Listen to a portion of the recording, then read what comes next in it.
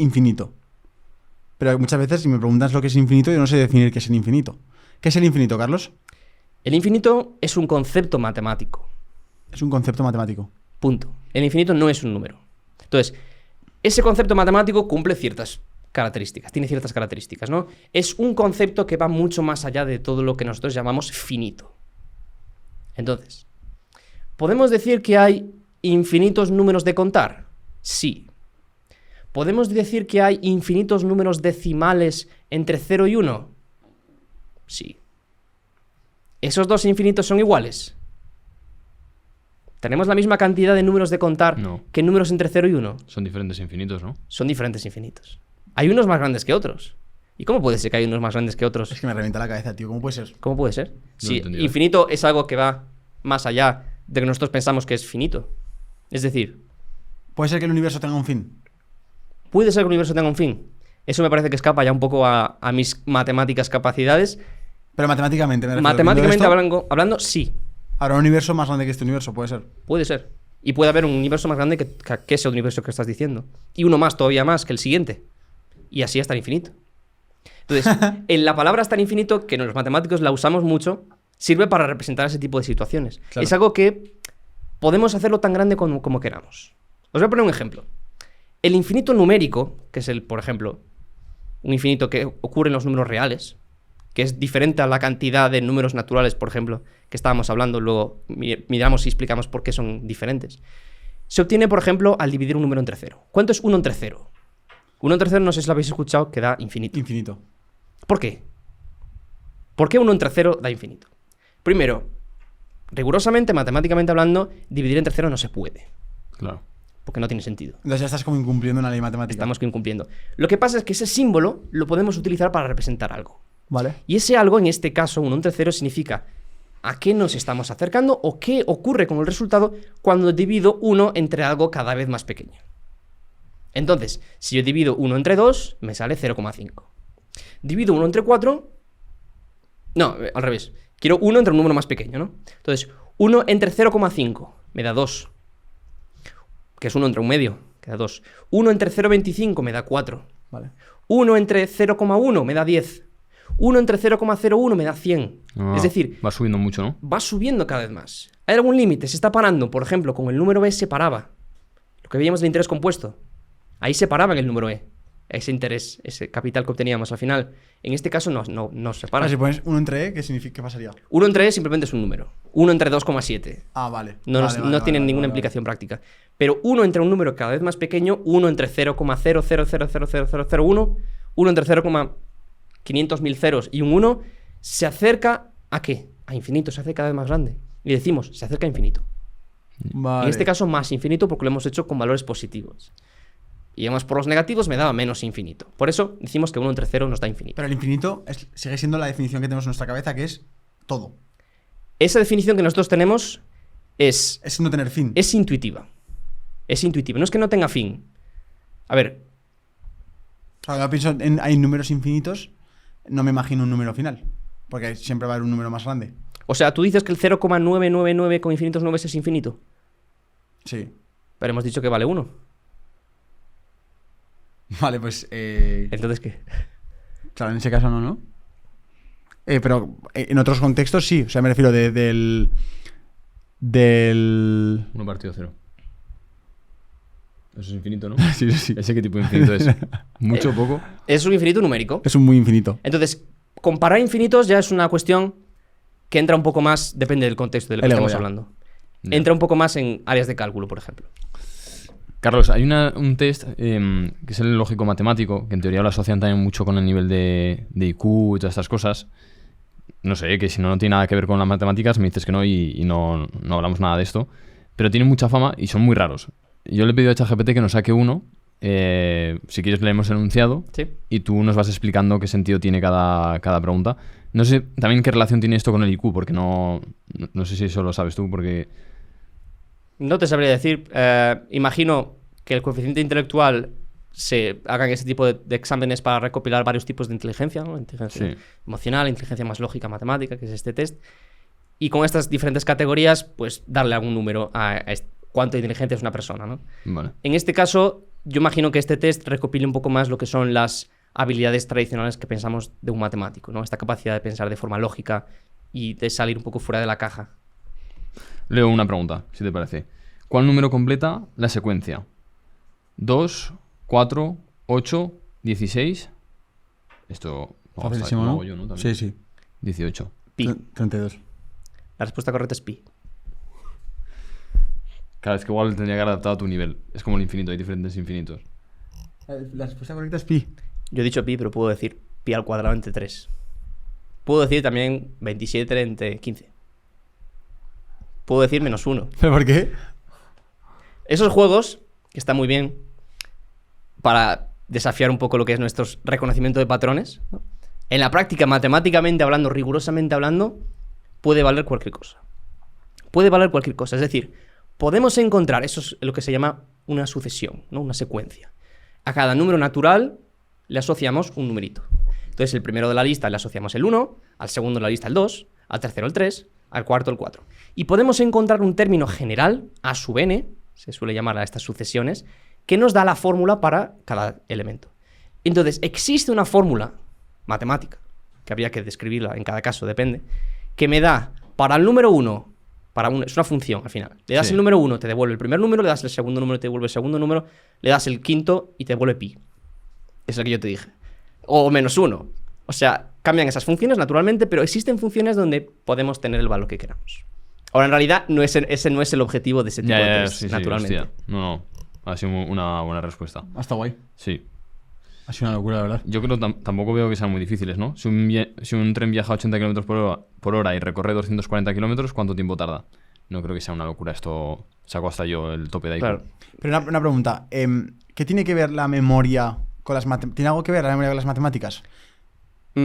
Tradicionalmente sí, pero no debería. Una vez más, la memoria es algo que entra un poco más a las matemáticas que se aprenden en la escuela, que se enseñan en secundaria, a memorizar ecuaciones de segundo grado, la fórmula de la ecuación de segundo grado, la fórmula de la ecuación de tercer grado, nos lo enseñan, ¿no? Me parece. Creo es que yo me fui a letras. Pues me parece que tampoco.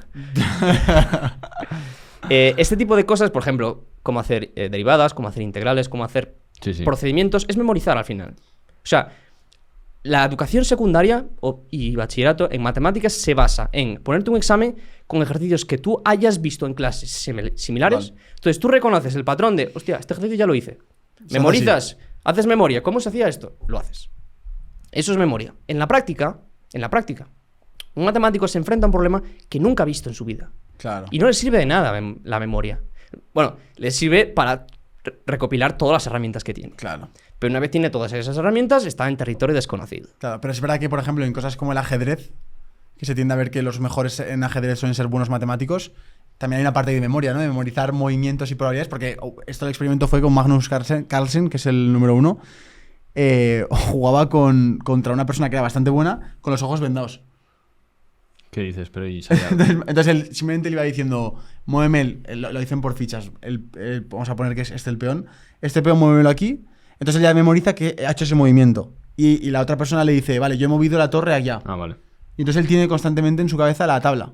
Vale. Y claro, pienso, ¿tendrá algún tipo de relación esta inteligencia matemática con la inteligencia de la memoria? ¿O esto es simplemente un caso que él ha trabajado dos inteligencias a la vez? Yo diría que es más, ha trabajado dos inteligencias a la vez. Ok. Es increíble poder jugar al ajedrez vendado, tener que memorizar no solo... Me parece que no solo hacía su partida, sino que tenía no sé cuántas partidas más. Es capaz de hacer Magnus Carlsen 5 partidas, jugar 5 partidas a la vez vendado. Y saber en todo momento cómo está la posición de Lo cada único que uno. veo posible es que tenga una capacidad de visualizar la escena y como si tuviera una foto. Como si luego pudiera coger la claro. foto y ampliarla. Y Si no, es con imposible. uno ya es difícil, imaginaos con 5. Con Madre 5 mía. o 10 tableros, o lo que estuviese jugando, es increíble. ¿Qué trucos le podemos dar a la gente joven que escucha Tengo un Plan para que el examen de matemáticas de la BAU lo aprueben pero de sobra? Es decir, ¿hay algún tipo de truco, algún patrón, algo qué que le bueno. recomendarías a la gente que está en la BAU? Sí. Bueno, por cierto, ¿se llama BAU o ahora se llama diferente? La EBAU me parece que cambian de nombre, ahora se llama PAU. Vale. Prueba de acceso a la universidad, básicamente es lo mismo. Le cambian el nombre por motivos políticos de que tal. Viene a ser lo mismo. Es una prueba que, con suerte para la mayoría de la gente, se basa mucho en, como digo, reconocer patrones y realizar los mismos ejercicios que han estudiado en clase. Entonces, no es una prueba que está preparada para sacar matemáticos genios de ahí Yeah. y de darle al coco ni nada por el estilo. Es algo que se puede hacer sin ser gran matemático, sin tener una capacidad de pensar abstracto ni nada por el estilo, solamente memorizando un tipo de ejercicios que han estudiado en clase. Claro. Entonces la estrategia sería Practicar. enfrentarse a muchísimos problemas para reconocer rápidamente aquí me está pidiendo que haga un sistema de no sé qué. Ok. Totalmente. Es reconocer patrones y haber hecho ese ejercicio antes. El resto ya está. ¿A ti te fue bien el examen de la BAU? Sí. Sí. A ver, a mí siempre se me dio bien las matemáticas en la escuela y conseguía hacer todo esto, conseguía memorizar porque a mí me encantaba hacerlo. Entonces me encantaba hacer esos problemas en casa. Entonces, sé que no son las matemáticas de verdad, que son a las que me dedico ahora, sino que son unas que es más de practicar y más de pasarlo bien, pasar bien el rato. Entonces sí. En tu día a día, ¿qué haces ahora mismo? Pues yo ahora mismo estoy estudiando el máster de matemáticas en la Universidad de Copenhague y al mismo tiempo combino un poco la creación de contenido cuando tengo tiempo. Y la idea detrás del máster es introducirme un poco a lo que es el mundo de la investigación en matemáticas actual, que es un mundo bastante competitivo, bastante duro, también a nivel laboral, en unos países mejor que en otros.